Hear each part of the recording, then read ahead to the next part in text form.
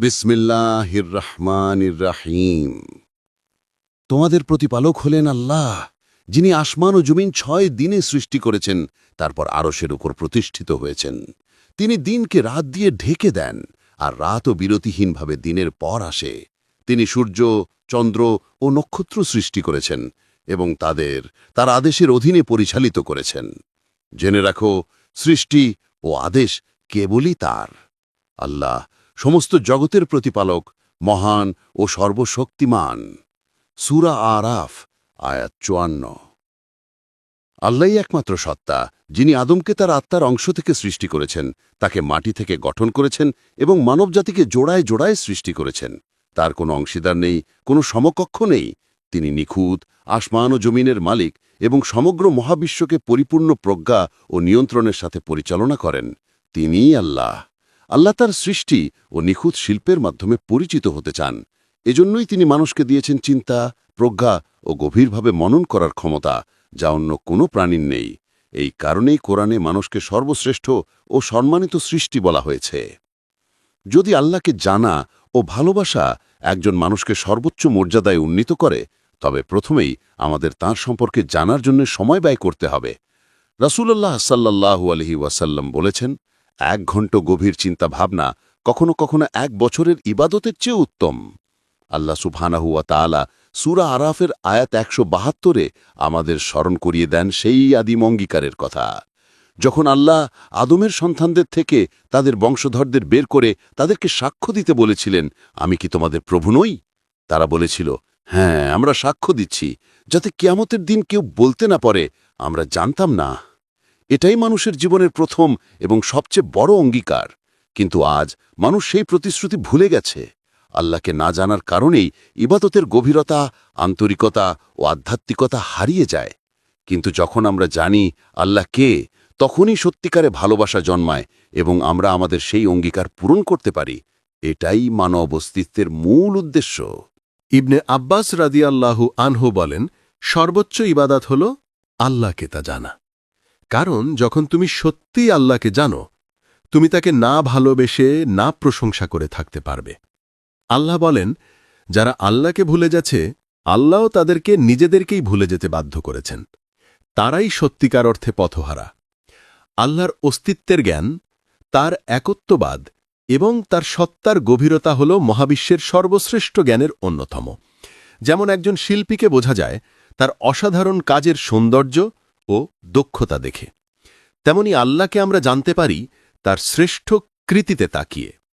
আর আল্লাহর সবচেয়ে বিশাল, বিস্ময়কর ও শক্তিশালী কীর্তিগুলোর একটি হল মহাকাশ, যা প্রতিফলিত করে সর্বশক্তিমান স্রষ্টার সীমাহীন জ্ঞান, প্রজ্ঞা এবং নিখুঁত নিয়ন্ত্রণ। যখন তুমি মহাবিশ্বের পর্দা সামান্য উঠিয়ে ভেতরে তাকাও, তখন তার মহিমা তোমার দৃষ্টি যেন অন্ধ করে দেয়। তোমার দুর্বল ও ক্লান্ত চোখ ফিরে আসে তোমারই দিকে, আর সেই মুহূর্তে তুমি সর্বোচ্চ স্রষ্টার প্রশংসায় অভিভূত হয়ে যাও। তার অপরিসীম জ্ঞানের সামনে তোমার মাথা বিনম্র হয়ে নত হয়। তার শক্তি তোমার হৃদয়কে কাঁপিয়ে তোলে, এবং কাঁপাবে নাই বা কেন? পৃথিবীর সবচেয়ে শক্তিশালী টেলিস্কোপ দিয়েও আমরা মহাবিশ্বের ক্ষুদ্র এক অংশ পর্যন্ত দেখতে পারি না। কেউ জানে না দৃশ্যমান মহাবিশ্ব আসল মহাবিশ্বের তুলনায় কতটা ছোট, আর আমাদের পর্যবেক্ষণের সীমার বাইরে কত অজানা মহাকায় অঞ্চল বিস্তৃত। এমনকি যেই অংশটি আমরা দেখতে পাই, সেটিই মানুষের কল্পনার সীমানা ছাড়িয়ে যায়। এই সংখ্যাগুলো ভাবো। আমাদের আকাশগঙ্গা মিল্কি ওয়ে, যেখানে পৃথিবী অবস্থিত, এতে রয়েছে প্রায় 200 বিলিয়ন তারা। এর দৈর্ঘ্য প্রায় 1 লক্ষ আলোকবর্ষ আর প্রস্থ 20,000 আলোকবর্ষ। আলো প্রতি সেকেন্ডে 3 লাখ কিলোমিটার গতিতে চলে। 1 বছরে প্রায় 9.5 ট্রিলিয়ন কিলোমিটার অতিক্রম করে। সুতরাং আমাদের ছায়াপথের দৈর্ঘ্য দাঁড়ালো 1 লক্ষ ইন্টু 9.5 ট্রিলিয়ন কিলোমিটার, যা মানুষের বোধগম্যের বহু বাইরে। ধরো, যদি কোনো বিমান শব্দের গতিতে মিল্কি ওয়ের এক প্রান্ত থেকে অন্য প্রান্তে যাত্রা করতে চাইত, তাহলে প্রয়োজন হতো প্রায় 80 বিলিয়ন বছর। এত বিস্ময়করে ছায়াপথ, আর এর মধ্যেও সবকিছুই চলমান। পৃথিবী সূর্যকে প্রদক্ষিণ করে, সূর্য তার গ্রহগুলোকে নিয়ে বিশাল অক্ষপথে ভ্রমণ করে। এবং প্রতিটি গ্যালাক্সি নিজস্ব গতিতে ছুটে চলেছে। আল্লাহ সুবহানাহু ওয়া তাআলা বলেন, তিনি আকাশমণ্ডলী, পৃথিবী এবং তাদের মধ্যবর্তী সব কিছুর প্রভু। সুতরাং তোমরা শুধুই তাঁর ইবাদত করো এবং ইবাদতে অবিচল থাকো। তোমরা কি তার সমকক্ষ কাউকে চেনো? সূরা মারিয়াম আয়াত ৬৫। এখন আসো আমরা বুঝে নিই আল্লাহ কে। আল্লাহ সুবহানাহু ওয়া তাআলার সবচেয়ে মহিমান্বিত নাম আল্লাহ। এটি তার মূল ও সর্বোচ্চ নাম।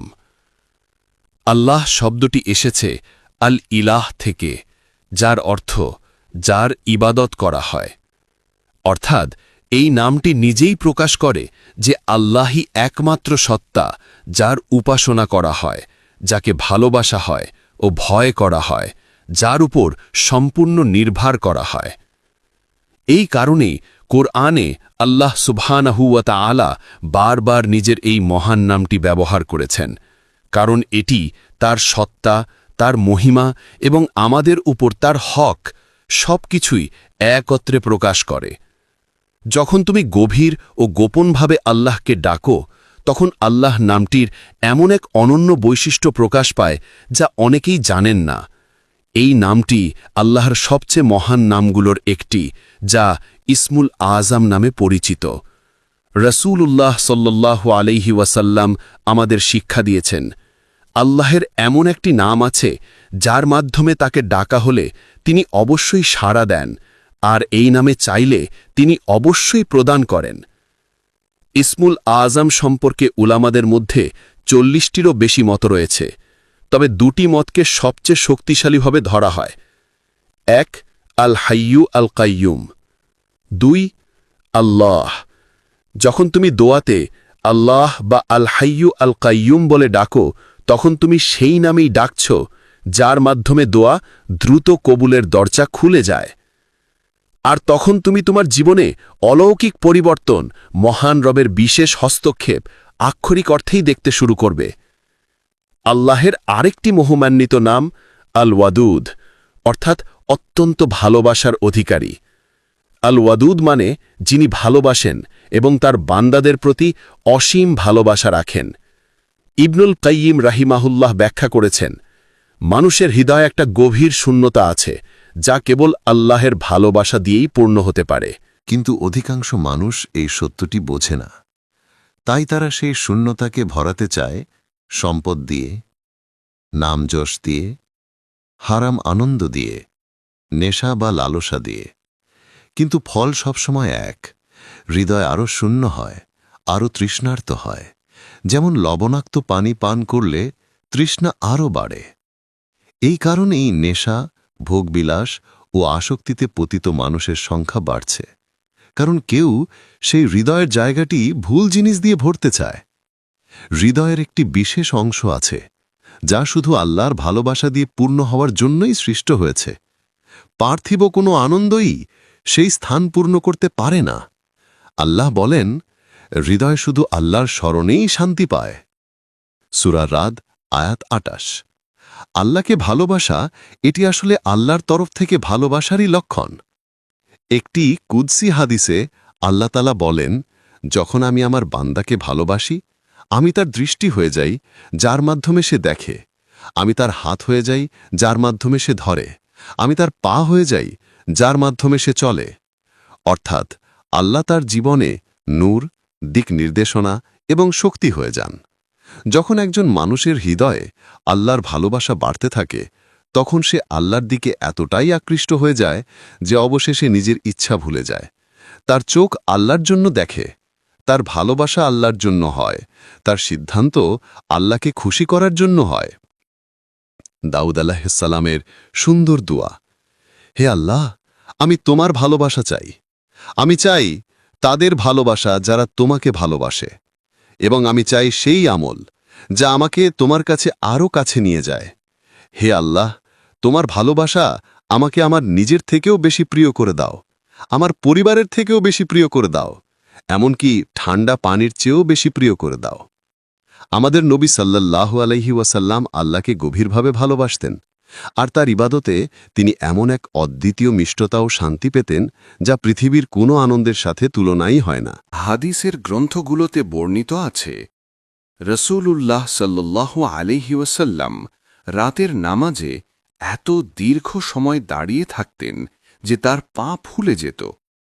সাহাবারা জিজ্ঞেস করলেন, হে আল্লাহর রসূল, আল্লাহ তো আপনার অতীত ও ভবিষ্যৎ সব গুনাহ মাফ করে দিয়েছেন, তাহলে কেন নিজেকে এত কষ্ট দেন? তিনি উত্তরে বললেন, আমি কি তবে একজন কৃতজ্ঞ বান্দা হব না? এ উত্তরের মাধ্যমে পরিষ্কার হয় তিনি ভয়ের কারণে নয়, আল্লাহর প্রতি অসীম ভালোবাসা, কৃতজ্ঞতা ও গভীর শ্রদ্ধার কারণে ইবাদত করতেন। আল্লাহর বান্দাদের প্রতি অশেষ দয়া।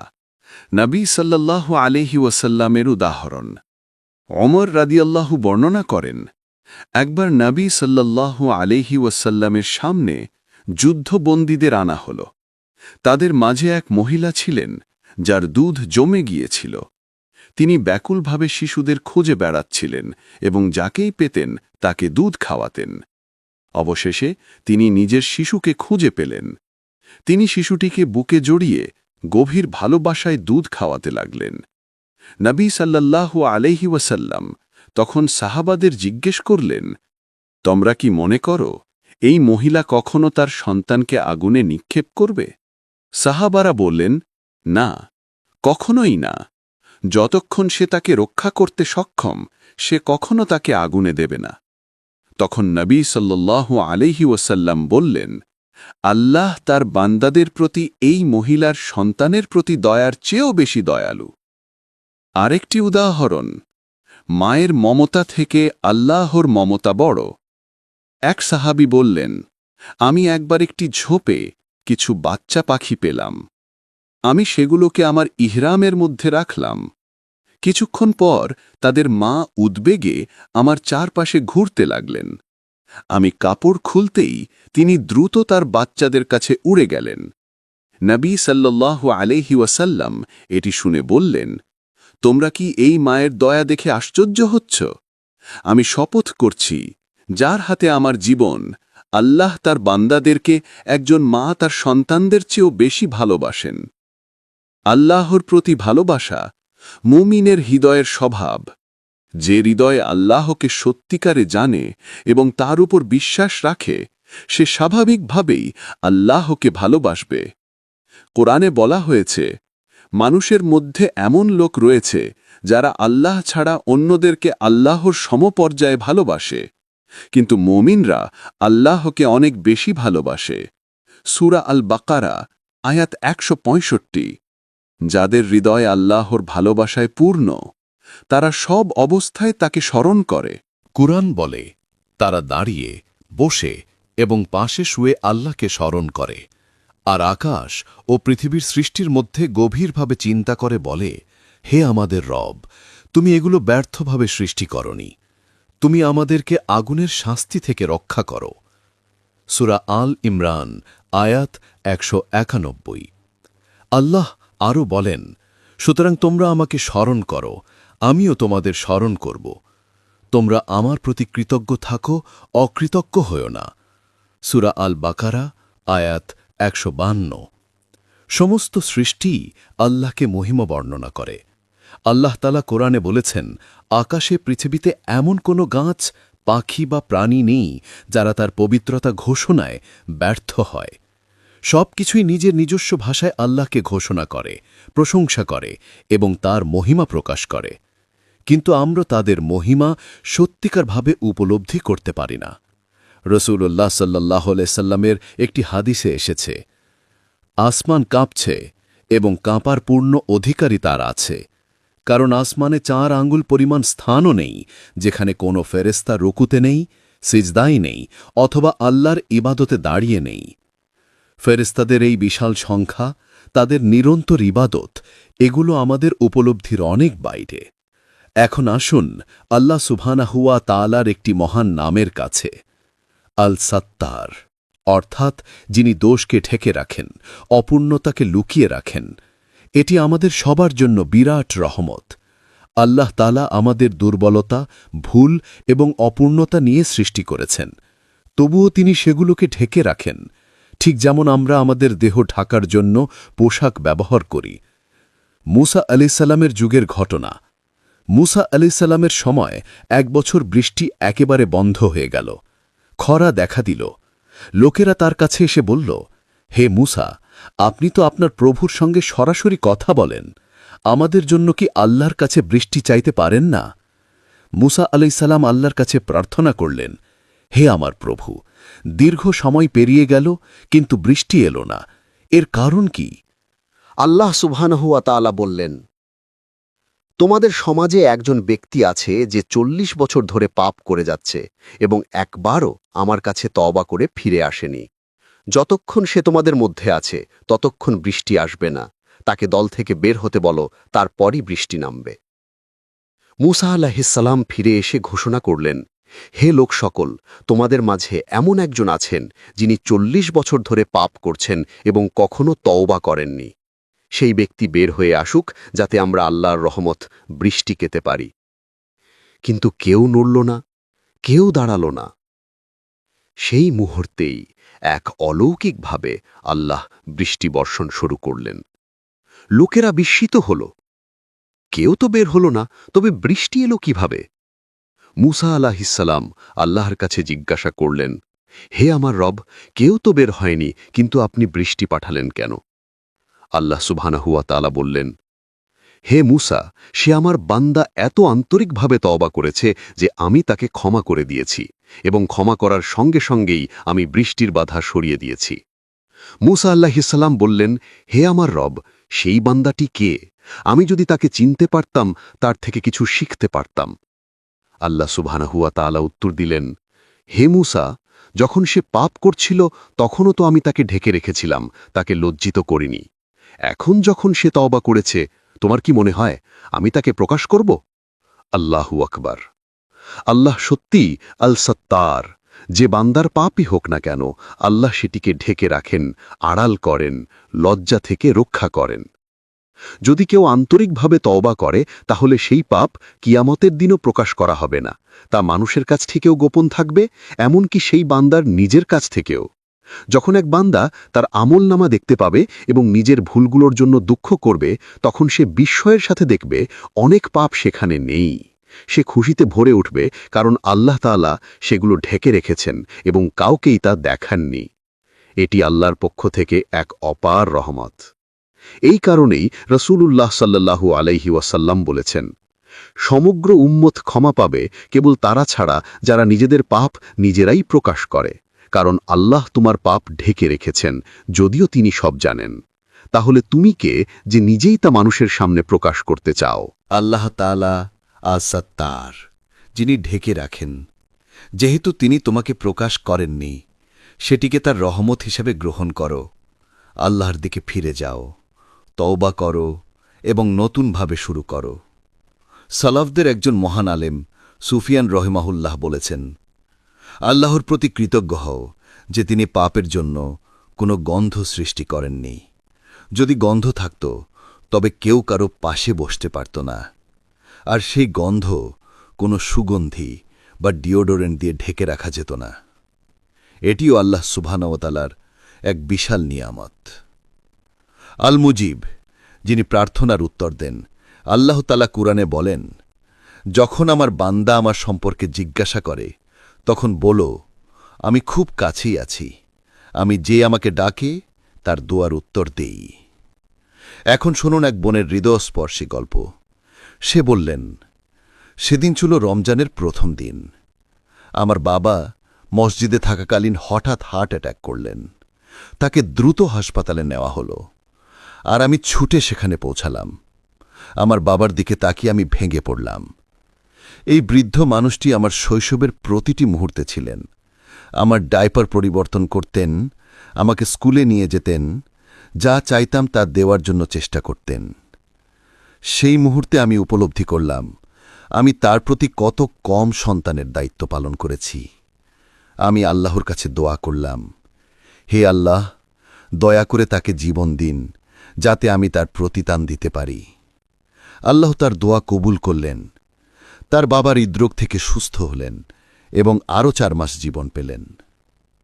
আর সেদিন সে পুরোপুরি সুস্থ দেখাচ্ছিল। মনে হচ্ছিল যেন কিছুই হয়নি।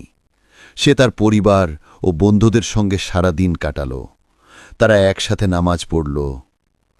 এক সময় সে বলল, আমি একটু ক্লান্ত বোধ করছি। তার ছোট মেয়ে তাকে ধরে উপরে উঠতে সাহায্য করল। কিন্তু 5 মিনিটও পার হল না। হঠাৎ সে চিৎকার করে উঠল, সবাই উপরে এসো, তাড়াতাড়ি! সবাই দৌড়ে উপরে গেল। আর সেখানে যে দৃশ্য তারা দেখল তার হৃদয়কে কাঁপিয়ে দেওয়ার মতো। ভাবুন তো, আপনার নিজের বাবা, যার আত্মা ধীরে ধীরে দেহ ছেড়ে চলে যাচ্ছে, তার চোখ আকাশের দিকে স্থির, এবং সেই মুহূর্তে তার জিহ্বায় উচ্চারিত হচ্ছে, আশহাদু আল্লাহ ইলাহা ইল্লাল্লাহ ওয়া আশহাদু আন্না মুহাম্মাদান রাসূলুল্লাহ। সে শাহাদাহ উচ্চারণ করেই পৃথিবী ত্যাগ করল। এটি ছিল সত্যিকারের একটি সুন্দর পরিণতি। আল্লাহ 2 মহান নাম, আর রাহমান এবং আর রাহিম। এই 2 নাম এসেছে রাহমাহ মূল শব্দ থেকে, যার অর্থ রহমত, দয়া, অনুগ্রহ, সহানুভূতি। রহমত তখনই অর্থবহ হয় যখন কেউ তার প্রয়োজন বোধ করে। আর আল্লাহ রহমত ঘিরে রেখেছে সবকিছু, মুমিন হোক বা কাফের, মানুষ হোক বা জিন, আকাশের পাখি, সমুদ্রের মাছ, মাটির নিচের কীট, পৃথিবীর প্রতিটি প্রাণ, সবই আল্লাহর রহমতের আওতায়। আর রাহমান ও আর রাহিম, এই একই মূল থেকে কোরআনে 5টি ভিন্ন নাম এসেছে। এটি দেখায় আল্লাহ সারা কোরআনে রহমতের ধারণাকে কত গভীরভাবে গুরুত্ব দিয়েছেন। কোরআনে যখন আল্লাহ নিজের পরিচয় দেন, সবচেয়ে বেশি যে গুণটি উল্লেখ করেন তা হল রহমত। আল্লাহ অন্য কোনো গুণ বা নাম 500র মতো এতবার পুনরাবৃত্ত হয়নি। কোরআনের প্রতিটি অধ্যায়ে, প্রতিটি গল্পে, প্রতিটি সতর্কতায় রহমত ছড়িয়ে আছে। শুধু তাই নয়, আর রাহমান নামটি কোরআনে 57 বার এসেছে এবং কোরআন ঘোষণা করে, আসমান ও জামিনের সবাই আর রাহমানের কাছে বান্দা হয়ে আসবে। এগুলো আল্লাহর সবচেয়ে মহিমান্বিত নামগুলোর মধ্যে অন্যতম। আর রাহমান ও আর রাহিম পার্থক্য কি? আর রাহমান এই নাম আল্লাহর সত্তার বিশাল রহমতকে নির্দেশ করে। এর রহমত এই দুনিয়া ও আখেরাত উভয় জগৎকে আচ্ছাদিত করে। এর কোনো সীমা নেই, কোনো শেষ নেই। মুমিন কাফের সবাই এ রহমত থেকে কিছু না কিছু পায়। আর রাহিম এটি বিশেষ রহমত শুধু মুমিনদের জন্য, যারা আল্লাহর দিকে ফিরে আসে, তার উপর বিশ্বাস রাখে, তার নৈকট্য কামনা করে। কিয়ামতের দিনে আল্লাহ যখন বিশেষভাবে দয়া করবেন, তা এই নামের অধীনেই হবে। সংক্ষেপে, আর রহমান বর্ণনা করে আল্লাহকে, তিনি সর্বময় রহমতের অধিকারী। আর রাহিম বর্ণনা করে তিনি কিভাবে রহমত দান করেন, বিশেষভাবে মুমিনদের প্রতি। আর রহমান এটি আল্লাহর সেই রহমতকে বোঝায় যা সীমাহীন, সর্বব্যাপী এবং যার অন্তর্ভুক্তির বাইরে কিছুই নেই। নবী করিম সাল্লাল্লাহু আলাইহি ওয়াসাল্লাম আমাদের জানিয়েছেন যে আল্লাহ পৃথিবীতে তার রহমতের মাত্র 1% নাজিল করেছেন, আর বাকি 99% রহমত আখেরাতে মুমিনদের জন্য সংরক্ষিত রেখেছেন। কিন্তু এই 1% রহমতই এত বিস্তৃত যে মা বাচ্চার প্রতি দয়া করে, পশুরা একে অপরকে রক্ষা করে, এমনকি শত্রুরাও কখনো কখনো দয়া দেখায়। এই সবই আল্লাহর রহমতের ক্ষুদ্র এক অংশ মাত্র। আল রহমান নামের বিশেষত্ব। কুরআনে আল রহমান নামটি 57 বার উল্লেখ করা হয়েছে এবং প্রায় 50টিরও বেশি স্থানে এটি আল্লাহর অন্য কোনো নাম ছাড়াই এককভাবে এসেছে। আল্লাহর আর কোনো নাম এভাবে একা একা উল্লেখ করা হয়নি। কোরআনের কিছু আয়াত শুরু হয় কখনো আল্লাহ দিয়ে, কখনো আল রহমান দিয়ে, কিন্তু কোরআনে কোনো সূরা অন্য কোনো নামে শুরু হয় না। শুধু আল রহমান একাই একটি সূরা হিসেবে এসেছে। এটি নামটির মহিমা ও বিশেষত্বকে স্পষ্টভাবে প্রকাশ করে। কেন আল্লাহ তার আরশের সাথে আল রহমান নামটি ব্যবহার করেন? যখন আল্লাহ কোরআনে তার সর্বোচ্চ সৃষ্টি আরশের কথা উল্লেখ করেন, তখনই তিনি সর্বদা আল রহমান নামটি ব্যবহার করেন। ইবুন কাসির রাহিমাহুল্লাহ এর প্রজ্ঞা ব্যাখ্যা করে বলেন, যেহেতু আরাশ হল আল্লাহর সমগ্র সৃষ্টির মধ্যে সর্বশ্রেষ্ঠ, তাই আল্লাহ তার সর্বশ্রেষ্ঠ সৃষ্টিকে ঘিরে থাকা তার রহমতের গুণকেই এখানে উল্লেখ করেছেন। এই কাঠামোতে আল্লাহর অন্য কোনো নাম ব্যবহৃত হয়নি, শুধু আল রহমান। এটি দেখায় যে আল্লাহর রহমত এমন ব্যাপক যে তা তার সর্বোচ্চ সৃষ্টিকেও আচ্ছাদিত করে রেখেছে। আমার রহমত আমার ক্রোধকে অতিক্রম করেছে। একটি প্রসিদ্ধ হাদিসে আল্লাহ ঘোষণা করেন, আমার রহমত আমার ক্রোধকে পরাজিত করেছে। এই হাদিস আল্লাহর গুণাবলীর ভারসাম্য বুঝতে সাহায্য করে। যদিও আল্লাহ শাস্তি দেন, তবুও তার রহমত সব কিছুকে ছাপিয়ে যায়। ইবনু আরাবী রাহিমাহুল্লার ব্যাখ্যা। মহান আলেম ইবনু আরাবী রাহিমাহুল্লাহ উল্লেখ করেছেন, আল্লাহর রহমত এত বিশাল যে তা জাহান্নামের লোকদের কাছেও পৌঁছাতে পারে।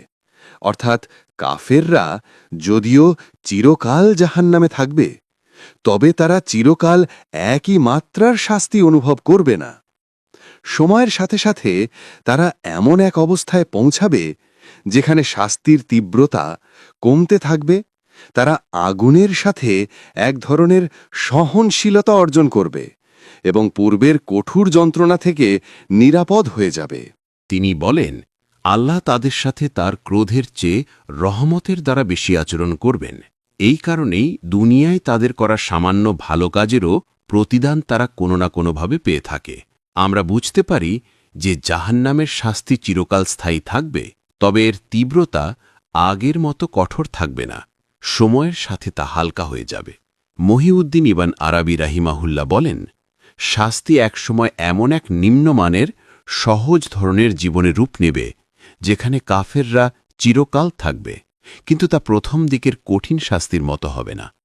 ইমাম কুরতুবী রাহিমাহুল্লাহ উল্লেখ করেন, কিছু নাম আছে যা শুধু আল্লাহর জন্যই নির্দিষ্ট, কোনো মানুষকে সেই নাম দেওয়া বৈধ নয়। পণ্ডিতরা আলোচনা করেছেন কোন কোন নাম আল্লাহর জন্য বিশেষ এবং তা অন্য কারো ক্ষেত্রে ব্যবহার নিষিদ্ধ। উদাহরণ হিসেবে, আপনি কাউকে মালিক বলতে পারেন, কারণ এর অর্থ মালিকানা রাখে, এটি সাধারণ অর্থ। কিন্তু আপনি কাউকে আর রহমান বলতে পারবেন না। এটি এমন একটি নাম যা আল্লাহ ব্যতীত আর কারো হতে পারে না, কারণ পূর্ব থেকে পশ্চিম, আসমান থেকে জমিন পর্যন্ত আল্লাহর রহমতের মতো রহমত আর কারো নেই।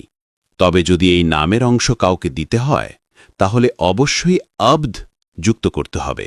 যেমন আবদুল্লাহ অর্থাৎ আল্লাহর বান্দা, আবদুর রহমান অর্থাৎ আর রহমানের বান্দা, এগুলো বৈধ। কিন্তু কাউকে রহমান বা আর রহমান বলা সম্পূর্ণ নিষিদ্ধ।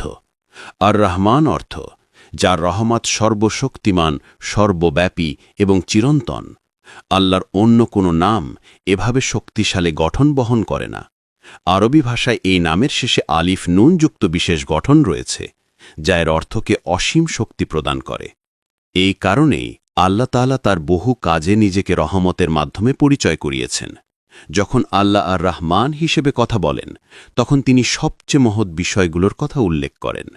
তিনি কুরআন শিক্ষা দিয়েছেন, তিনি মানুষকে সৃষ্টি করেছেন, কারণ তিনি আর রহমান, যিনি পুরো মানব জাতিকে সৃষ্টি করেছেন এবং তার রহমত দিয়ে আচ্ছাদিত করেছেন। আর রহমান ও আর রাহিমের মধ্যে মূল পার্থক্য।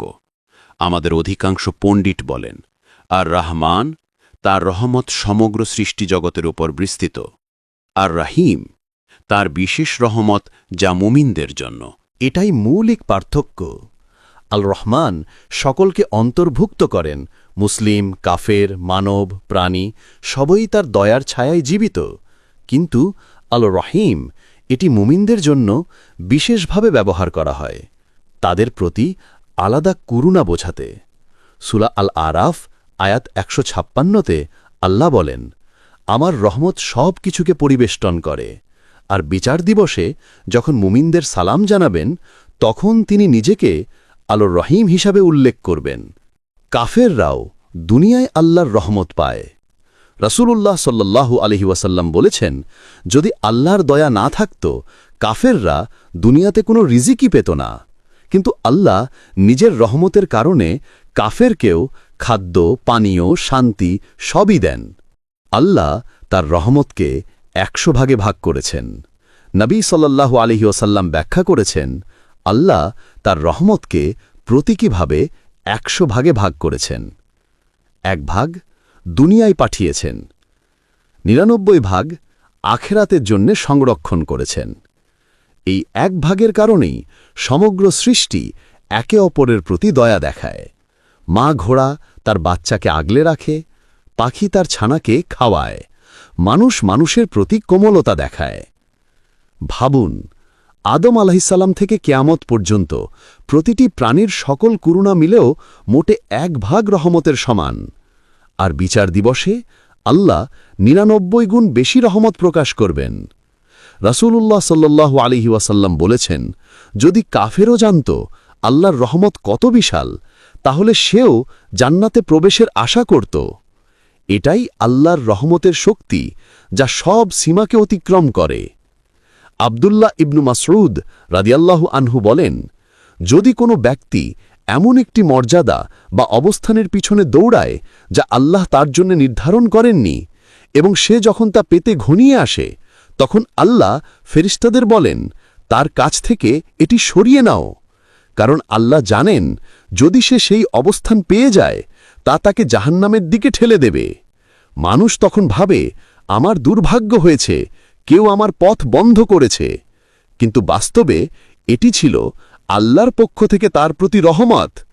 এখন আসি আল ওয়াহাব নামের দিকে। আল ওয়াহাব তিনি সেই সত্তা যিনি সীমাহীন, শর্তহীন এবং অন্তহীনভাবে দান করেন। তার দান অর্জন করে নেওয়া যায় না, এটি সম্পূর্ণরূপে তার ঐশ্বরিক গুণ থেকে প্রবাহিত হয়। নবী সুলাইমান আলাইহিস সালামকে এমন এক রাজ্য দান করা হয়েছিল যা তার আগে বা পরে কাউকেই দেওয়া হবে না। কিন্তু এই রাজ্য প্রাপ্তির আগে তিনি যে দোয়া করেছিলেন তা আল্লাহ কুরআনে অত্যন্ত নিখুঁতভাবে উল্লেখ করেছেন। হে আমার প্রভু, আমাকে ক্ষমা করুন এবং আমাকে এমন এক রাজ্য দান করুন যা আমার পরে আর কাউকে দেওয়া হবে না। নিশ্চয়ই আপনি আল ওয়াহাব।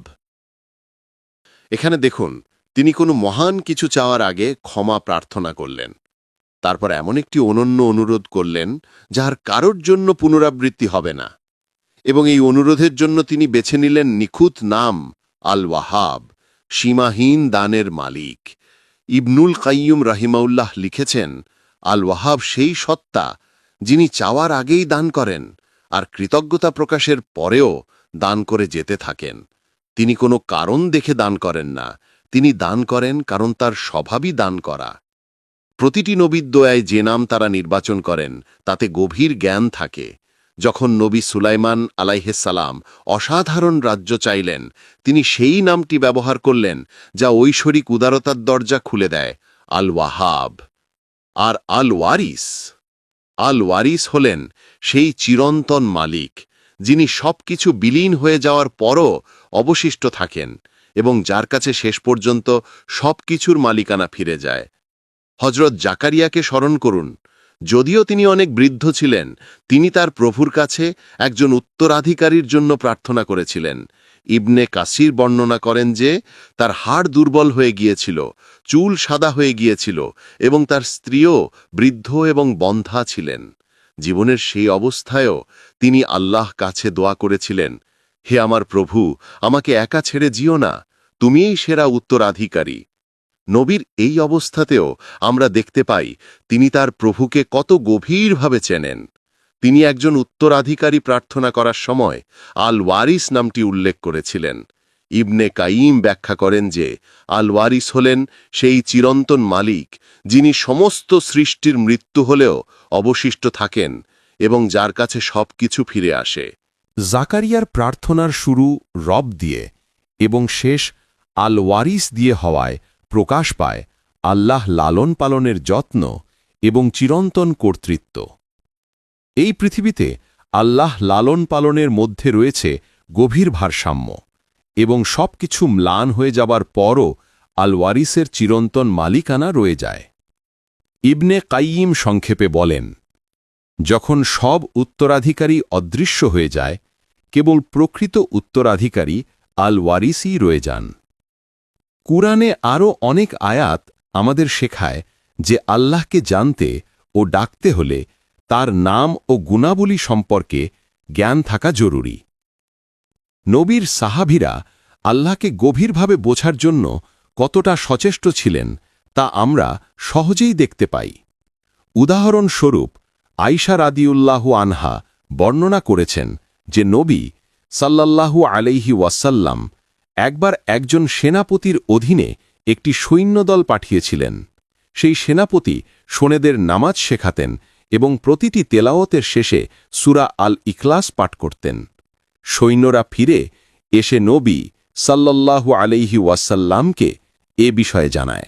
নবী সাল্লাল্লাহু আলাইহি ওয়াসাল্লাম বললেন, তাকে জিজ্ঞাসা করো কেন সে এটি করে। যখন তারা সৈন্যটিকে জিজ্ঞাসা করে সে উত্তর দেয়, কারণ এটি আল্লাহর রহমানের গুণাবলী বর্ণনা করে এবং আমি এটি পাঠ করতে ভালোবাসি। নবী সাল্লাল্লাহু আলাইহি ওয়াসাল্লাম বলেন, তাকে বলো আল্লাহ তাকে ভালোবাসেন। এটি একটি অসাধারণ হাদিস। সৈন্যটি সূরা আল ইখলাসকে ভালোবাসতেন কারণ এটি আল্লাহর একত্বের কথা প্রকাশ করে এবং আল্লাহ তাকে ভালোবাসতেন কারণ সে এটি ভালোবাসত। আল আহাদ কেবল একটি নাম নয়, এটি আল্লাহর স্বয়ং সম্পূর্ণত্ব এবং অতুলনীয়ত্ব প্রকাশ করে।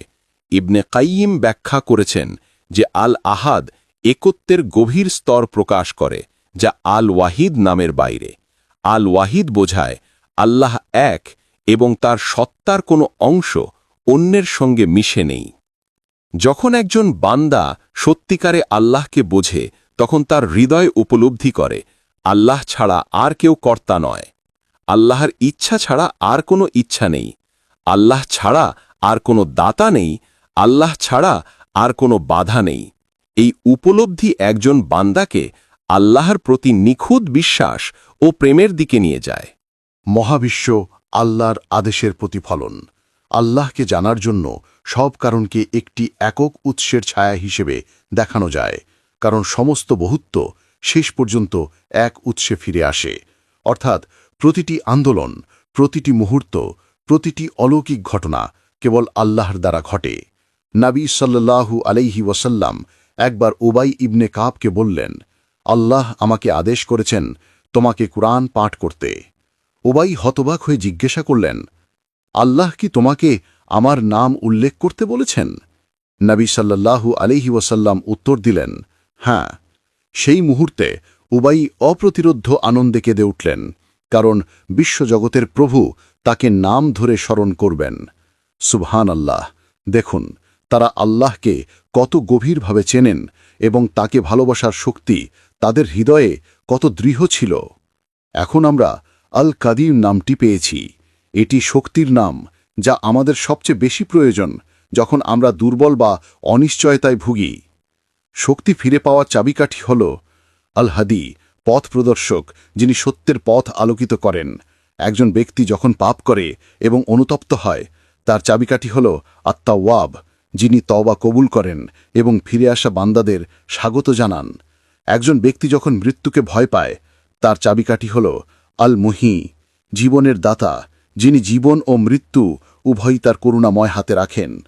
হৃদয় আল্লাহর কাছে পৌঁছায় কেবল নামগুলি উচ্চারণের মাধ্যমে নয়, বরং আধ্যাত্মিক যাত্রার গভীরে অর্থ বোঝার মাধ্যমে। সৃষ্টি থেকে স্রষ্টার দিকে এই যাত্রা তিনটি মহান আন্দোলনের মাধ্যমে বর্ণনা করা যায়। রুবুবিয়া, ভয় থেকে ভালোবাসার দিকে মহিমা ও সৌন্দর্যের মাধ্যমে। আলস্মৃতি ও নৈকট্য, আত্ম থেকে সত্যের দিকে। করুণা, যখন বান্দা নিজের দুর্বলতা, ক্ষুধা, অসুস্থতা বা হতাশা অনুভব করে। এই অবস্থায় বান্দা শুরু করে আল্লাহকে তার রুবুবিয়া নামের মাধ্যমে চিনতে। আল রাব, আল খালিক, আল রাজ্জাক। প্রথমে মানুষ বুঝতে পারে তার প্রভু সৃষ্টি করেছেন এবং রক্ষা করেছেন। এই সচেতনতা হৃদয়কে গাফিলতি থেকে জাগ্রত করে। কৃতজ্ঞতা ভালোবাসার প্রথম স্ফুলিঙ্গ সৃষ্টি করে। যখন একজন বিশ্বাসী ক্ষুধা যন্ত্রণা বা অনিশ্চয়তার মুহূর্তে রব্বি বলে, তখন সে কেবল একটি নাম উচ্চারণ করছে না, বরং স্বীকার করছে যে আল্লাহ তাকে ধরে রেখেছেন। এই কারণেই সমস্ত নবী তাদের দোয়া শুরু করেছেন রব দিয়ে, যিনি রহমত, যত্ন এবং রিজিকের অধিকারী। মানুষের এবং ঐশ্বরিকের মধ্যে প্রথম সংযোগ তৈরি হয় যখন একজন বিশ্বাসী আল্লাহর কোমলতা, ক্ষমা এবং নীরব করুণা প্রতিটি মুহূর্তে অনুভব করতে শুরু করে। তখন হৃদয় সাহায্য প্রার্থনা থেকে নৈকট্য লাভের দিকে এগিয়ে যায়। এটি হল সেই পর্যায় যেখানে বান্দা আল্লাহর রহমতের নামগুলোর মাধ্যমে সংযোগ স্থাপন করে, আর রহমান, আর রহিম, আল গাফুর, আল লতিফ। যখন বান্দা পাপের পর ক্ষমাপ্রাপ্ত হয় বা কষ্টের পর মুক্তি পায়, তখন সে আল্লাহকে আর দূরবর্তী শাসক হিসেবে দেখে না, বরং একজন ঘনিষ্ঠ এবং প্রেমময় প্রভু হিসেবে অনুভব করে। এই নামগুলোর মাধ্যমে ভয় নরম হয়ে যায়। বান্দা আর আল্লাহর কাছ থেকে পালায় না, বরং তার দিকে ছুটে যায়। কিন্তু শুধুমাত্র করুণা হৃদয়কে শিথিল করতে পারে। একজন মুমিনকে অবশ্যই আল্লাহকে তার মহিমা ও শক্তির নামগুলোর মাধ্যমে জানতে হবে। আল জব্বার, আল কহার, আল আজিজ, আল মুতাকাব্বির। যে আল্লাহকে আল কহার হিসেবে চেনে সে অন্য কাউকে ভয় পায় না। যে তাকে আল আজিজ হিসেবে চেনে সে অন্য কারো কাছ থেকে সম্মান প্রার্থনা করে না। ইবনে কাইয়েম ব্যাখ্যা করেছেন যে সত্যিকারের উপাসনা হল এই ভারসাম্যের মধ্যে। হৃদয় আল্লাহর দিকে যাত্রা করে যেন একটি পাখি। ভালোবাসা হল মাথা, ভয় এবং আশা হল দুটি ডানা। যদি মাথা কেটে ফেলা হয় পাখি মারা যায়, যদি একটি ডানা ভেঙে যায় পাখি উড়তে পারে না। আল্লাহকে জেনে রাখা হল করুণা। আল কহার হিসেবে তাকে জানলে পাওয়া যায় শক্তি ও শৃঙ্খলা। কেবল তখনই মুমিন দৃঢ় হতে পারে যখন উভয়ই উপস্থিত থাকে। আল্লাহর নামগুলোর সৌন্দর্য হল যে একজন বোকাও যদি পাপ না করত তাহলে এই নামগুলো তার প্রতি সেতুর মতো কাজ করতে পারত না। অনেক নামের বাস্তবতা কখনো চোখে দেখা যেত না। আল গফুর, আল আফু, আত তাওয়াব, আর রহিম। ইবনে কাইয়েম লিখেছেন, বান্দার ভুলগুলো আল্লাহর নামের প্রকাশের জন্য উপযুক্ত পথ। যখনই বান্দা আল্লাহর দিকে ফিরে আসে তখনই তার সামনে নতুন এক ঐশ্বরিক মুখ উন্মোচিত হয়। একদিন সে আল্লাহকে আত তাওয়াব হিসেবে চেনে, অন্যদিন আল গাফুর হিসেবে, আবার আর রহিম হিসেবে, যতক্ষণ না হৃদয় তার প্রভুর জীবন্ত জ্ঞানে পূর্ণ হয়। সুতরাং অনুতাপ শুধু পাপ থেকে মুক্তি নয়, বরং রহমতের নতুন মাত্রার সাথে সাক্ষাৎ। এটি সেই মুহূর্ত যখন একটি ভাঙা হৃদয় একটি আয়নার মতো হয়ে ওঠে, যা আল্লাহর সবচেয়ে সুন্দর নামগুলিকে প্রতিফলিত করে। ভয় এবং অনুতাপের পর্যায় পার হবার পর আসে ভালোবাসার পর্যায়, বান্দা ও প্রভুর মধ্যে সবচেয়ে ঘনিষ্ঠ বন্ধন। এখানে বিশ্বাসী আল্লাহকে তার সৌন্দর্যের নামগুলোর মাধ্যমে জানতে শুরু করে। আল জামিল, আল কারিম। হৃদয়ের সবচেয়ে বড় আনন্দ হল তার প্রভুর সৌন্দর্য প্রত্যক্ষ করা।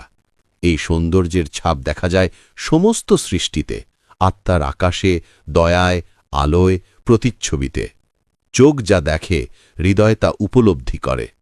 আল জামিলের মাধ্যমে মহাবিশ্বের সকল পরিপূর্ণতা, সৌন্দর্য ও মহিমা আল্লাহর কাছ থেকে আসে।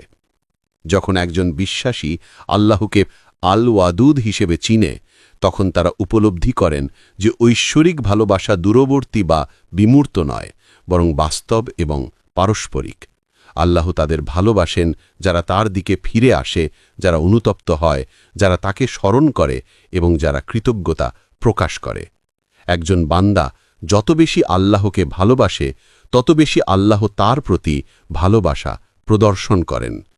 যখন একজন বিশ্বাসী আল্লাহকে আল শুকুর হিসেবে জানে, তখন তারা বুঝতে পারেন যে ক্ষুদ্রতম সৎকর্ম আল্লাহর নিকট ভুলে যায় না। প্রতিটি আন্তরিক কর্ম, প্রতিটি নীরব প্রচেষ্টা, প্রতিটি লুকানো সংগ্রামের মূল্য আল্লাহ দেন এবং তা বহুগুণে বৃদ্ধি করেন। আল্লাহ হচ্ছেন আল শুকুর, যিনি তার বান্দার ক্ষুদ্রতম উপহারকেও পুরস্কৃত করেন। আল আউয়াল এবং আল আখির নামগুলো আল্লাহর চিরন্তন প্রকৃতিকে তুলে ধরে। একজন যিনি সবকিছুর শুরু এবং শেষ। এই নামগুলো বিশ্বাসীদেরকে পার্থিব জীবনের অস্থায়িত্ব এবং চিরন্তন স্রষ্টার সাথে তাদের সম্পর্কের গুরুত্বের প্রতি মনোনিবেশ করতে প্রেরণা দেয়। আল জাহির এবং আল বাতিন নামগুলো প্রকাশ্য ও গোপন উভয় ক্ষেত্রেই আল্লাহর উপস্থিতি প্রতিফলিত করে। আল্লাহ স্পষ্ট এবং দৃশ্যমান হলেও মানুষের উপলব্ধির বাইরে আছেন। এই নামগুলো মুমিনদের মধ্যে কৌতূহল এবং প্রতিফলনের জন্ম দেয়, তাদের জীবনে আল্লাহর উপস্থিতি গভীরভাবে উপলব্ধি করার আহ্বান জানায়। আল ওয়ালি অর্থ রক্ষাকারী বন্ধু, মুমিনদের অভিভাবক এবং ঘনিষ্ঠ মিত্র হিসাবে আল্লাহর ভূমিকার ওপর জোর দেয়। যারা তার প্রতি অনুগত, আল্লাহ তাদের সমর্থন এবং সুরক্ষা দেন।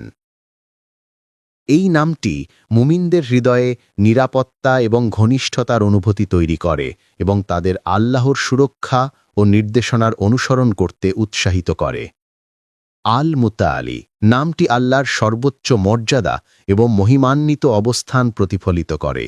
এটি মুমিনদের মধ্যে বিস্ময় এবং শ্রদ্ধা জাগিয়ে তোলে, তাদেরকে আল্লাহর মহত্ব এবং মহিমার কথা স্মরণ করিয়ে দেয়। আল বার অর্থ কল্যাণের উৎস, আল্লাহর দয়া এবং উদারতা প্রকাশ করে। এটি দেখায় যে আল্লাহ সকল কল্যাণ এবং আশীর্বাদের উৎস। এই নামটি মুমিনদের উৎসাহিত করে যাতে তারা জীবনে আল্লাহর দয়া খুঁজে পায় এবং অন্যদের সঙ্গে সম্পর্কের মাধ্যমে তার উদারতা ও করুণার প্রতিফলন ঘটায়। অন্যদিকে আল মুনতাকিম অর্থ প্রতিশোধ গ্রহণকারী, আল্লাহর ন্যায় বিচারের প্রতিফলন। এটি প্রকাশ করে যে যারা অন্যায় করে তাদের বিরুদ্ধে আল্লাহ ন্যায় বিচার করবেন। এই নামটি মুমিনদের মনে করিয়ে দেয় অন্যায়ের পরিণতি এবং তাদের নিজেদের জীবনেও ন্যায় বিচার এবং ধার্মিকতা বজায় রাখতে উৎসাহিত করে। আল আফু নামটি আল্লাহর পাপ সম্পূর্ণরূপে ক্ষমা করার এবং মুছে ফেলার ক্ষমতার উপর জোর দেয়।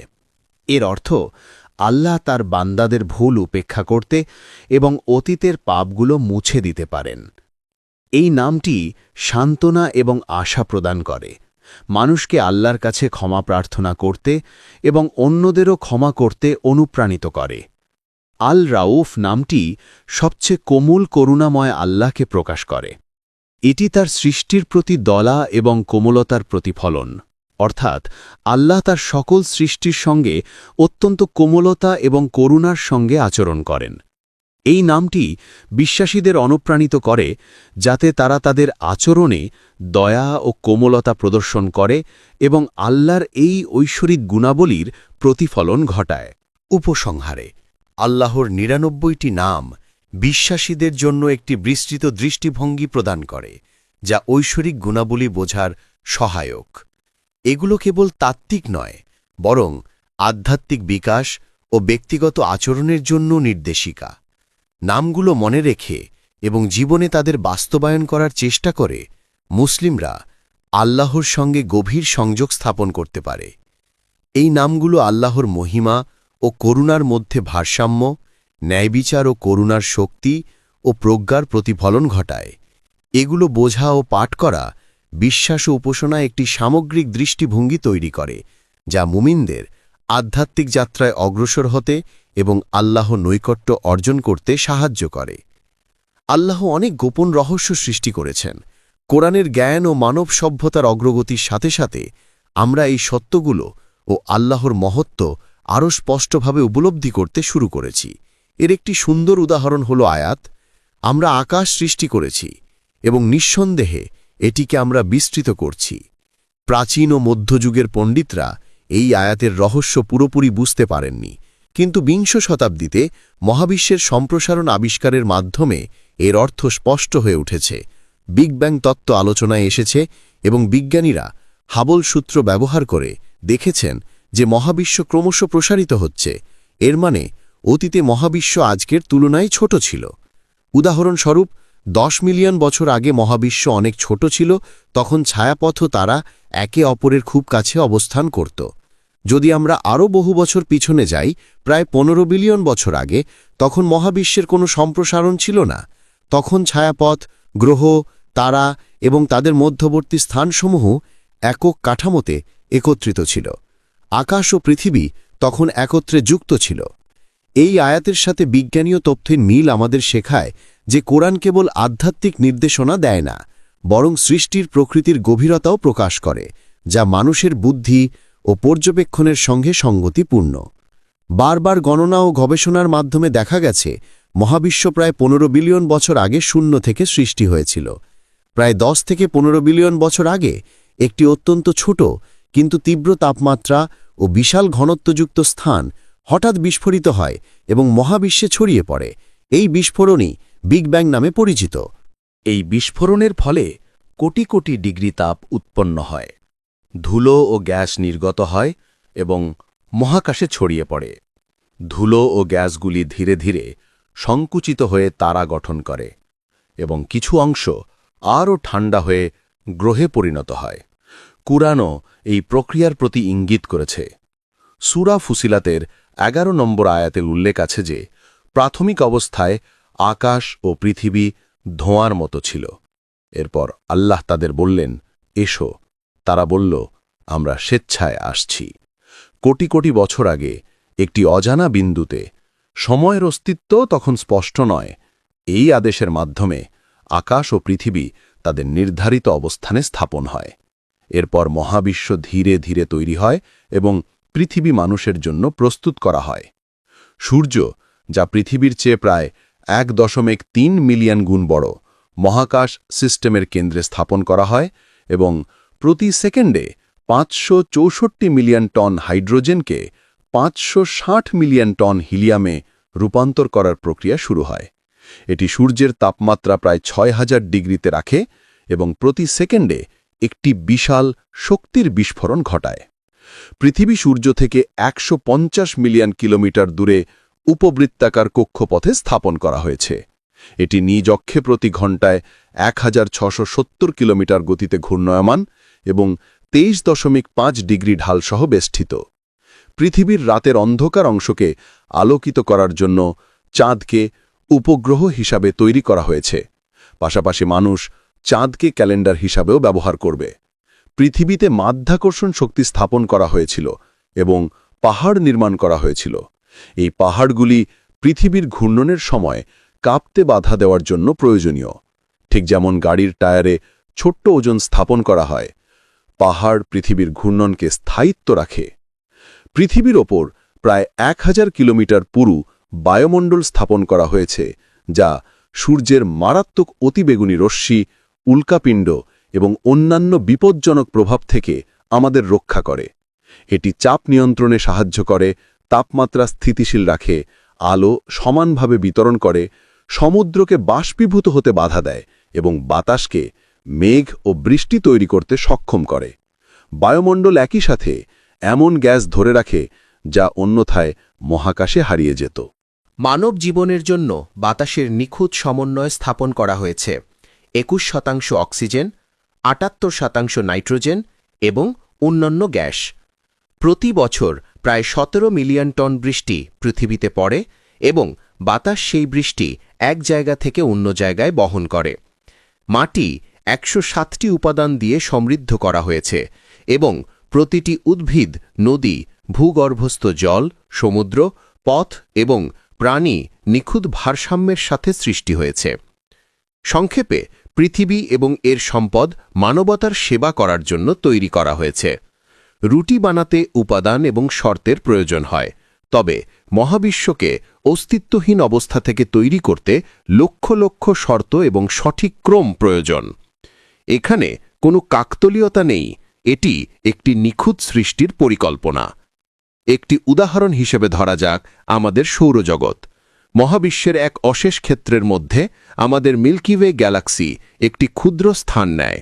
এর মধ্যে আমাদের সৌরজগৎ, পৃথিবী, দেশ, শহর, জেলা, ভবন এবং অবশেষে সেই ভবনের একটি অ্যাপার্টমেন্ট এবং তার ভিতরে আমরা। সবকিছু তিনিই সৃষ্টি করেছেন এবং তিনিই আদেশ দিয়েছেন। তার জ্ঞান ও ক্ষমতা অসীম। হে প্রভু, আমরা তোমার প্রশংসা করি। আমরা আপনাকে সকল ত্রুটি থেকে মুক্ত ঘোষণা করি। হে প্রভু, আমাদের ক্ষমা করুন। হে প্রভু, আমাদের রক্ষা করুন। নিশ্চয়ই আল্লাহর সৃষ্টিতে কোনো ত্রুটি নেই। আসমান ও জমিনের কোনো কিছুই তার কাছ থেকে গোপন নয়। তার অনুমতি ছাড়া কোনো ঘটনার বিবরণও সম্ভব নয়। একটি পাখি ডানা ঝাপটাতে পারে না একটি পাতা পড়তে পারে না। তিনি আকাশ ও পৃথিবীর একমাত্র শাসক। সৃষ্টি ও পরম কর্তৃত্ব উভয়ই তার, এবং তার অপরিবর্তনীয় আইন অনুসারে সবকিছু পরিচালিত হয়। আসমান ও জমিন আজ পর্যন্ত কোনো ত্রুটি ছাড়াই চলমান, এবং মানবজাতি তখনই সত্যিকারের সাফল্য অর্জন করবে যখন তারা তার বিধান ও আইন অনুসারে জীবন যাপন করবে।